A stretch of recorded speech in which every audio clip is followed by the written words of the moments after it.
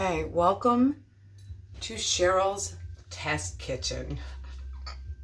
This is where all the Cheryl-spirations happen, where I like to Cherylize a recipe. That was enough Cherylizing. All right. First things first, I'm starting with a Gigundo round pan. I just felt like that was what I wanted to use today, so that's what I did. One piece of parchment paper, sprayed it with some baking spray. I'm putting it off to the side. The sweet potatoes are actually going to be the frosting, so I'm not even going to use those right now. But for the cake itself, I am going to use zucchini. I'm going to use this tofu with all of its liquid, and I'm going to put it right in the food processor with you. So I kind of never really have a figurative recipe plan. I just kind of go, okay, this sounds really good. I want to make a healthy cake, and what would make it healthy, right? So this is one medium zucchini, and I'm gonna hang on, let me do this all together. One medium zucchini, one package of medium firm tofu that I'm just going to throw in here. Not going to do anything, just going to give it a quick whirl till it breaks down. That's it. That's all I'm going to do. Then I'm going to grab, as per my life, I am never ready, because when I come up with these recipes, they are so quick and so spur of the moment. So I'm going to take 1 cup of oats with the zucchini and the tofu, throw that on there, okay? Then I'm going to take 1 teaspoon, usually I do pink Himalayan sea salt, but I don't, okay, that was a teaspoon. Never do what I did, okay? I just dumped the whole thing in there, and there might be too much salt. So let's pray it wasn't. Ain't nothing scripted around here. Okay. Then I'm going to add in a tablespoon of vanilla. Okay. And because I absolutely love cinnamon to pieces, I'm going to take that piece of tinfoil off. I'm going to put in 2 teaspoons of cinnamon, because you know what I have going on right now?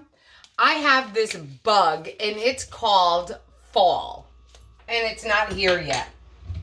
So for the cake as well, I want to keep it as low caloric as possible so we enjoy this cake, but we don't have to worry about it being so high in calories, right?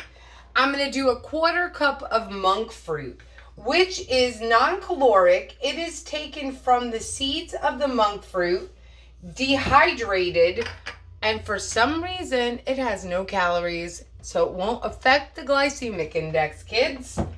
Okay, so let's put that back on. This is going to be our cake base, okay? And then we're going to let it whirl. I'm going to let this pause for a second. We'll come right back. All right, you ready? So, it took a second to blend, and we didn't want you to stay on there. I'm going to take this and dump this into the gold pan. The beautiful pan, right? So now with all of my recipes, they're all just a guessing game, but I try and keep to the very clean aspects in life, where I know for a fact that my boot campers want a recipe that I have created and that will literally just say, okay, this is super healthy. You know what? Have a bite of this. Try this. I think this is going to be good. That's what I like to give them. I like to give them a healthy alternative to what we know as sweets. All right, I'm going to leave the rest of this in here because I'm just going to make a frosting next. So right now, this is pretty even. Can you see that? Awesome. I'm going to put it in the oven for 25 minutes. Okay. In it goes. Center of the oven, 350 degrees for 25 minutes. Let's see how that goes, okay? So next, in this food processor, I'm just going to leave that leftover. I'm going to take these sweet potatoes. I parboiled 3 small sweet potatoes because you know why? I found it so I could remove the skin a lot easier instead of peeling them. Once they were out of the pan, I put a slice down the middle and that's what I got. So I'm going to put those in there. To this, I want to make sure it's going to be thick, right? Because it's going to be a frosting. So I have agar. Agar is actually a vegan thickener. So I am going to put in 1 teaspoon.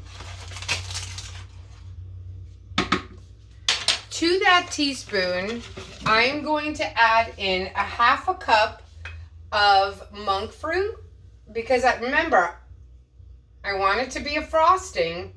So frostings we know are super sweet. So in there, and I do want it to be, we associate frosting with fat, right? So we want it palatable. So what I was thinking, because this is a gigantic cake, I want to add 3 tablespoons of coconut oil because I want it to spread nice. I want it to take the place of a frosting, also give you some healthy fats, which in turn is going to make you feel like you're having something bad, but it's also going in your plan. So let's give this a quick whirl. And seriously, I want you to have something where you feel like you're having something bad, but it's really not. Oh, sugar. I forgot my little bit of cinnamon. Let me give it a splash of cinnamon. I want it to be like a teaspoon. Okay.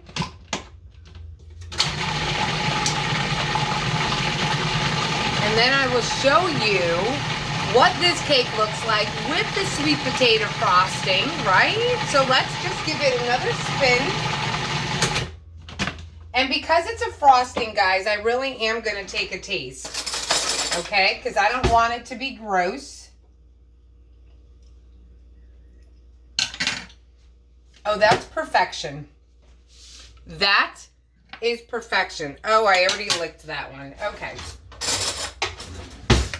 Because this is not staying home. This is going to a friend's house. That is a frosting. Like, look how thick that is. 3 small sweet potatoes, a 1/2 cup of monk fruit, a teaspoon of cinnamon, and 3 tablespoons of coconut oil to 1 teaspoon of agar. Vegan cake. I'm going to have it all ready for you. I can't wait. So be ready when I assemble this in a little bit.